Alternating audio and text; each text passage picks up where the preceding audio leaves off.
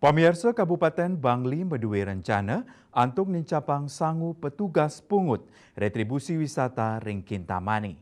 Kaaptiang melarapan penincapan sangu inucap sida sayan mecikang pemikarian petugas pungut.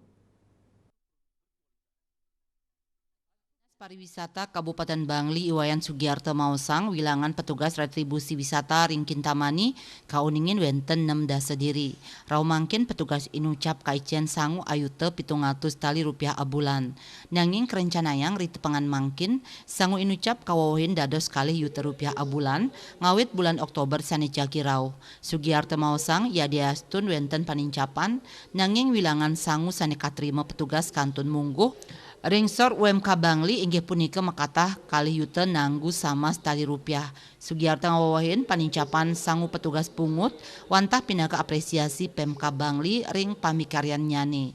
Kaaptiang melarapan kanan puniki para petugas pungut sida nincapang motivasi mangde sida mekarya sayan becik tur nyokong pendapatan daerah sanirauk saking retribusi pariwisata ring Kintamani. Ring kawentenan rencana Pemka Bangli untuk nincapang sangu petugas pungut retribusi ring Kintamani taler polis sokongan saking ketua DPRD Bangli Ketut Swastika. Manut Swastika panincapan sangu inucap kelaksanayang santukan pikolihan retribusi wisata ring Kintamani rau mangkin sampun sida nagingin anceng.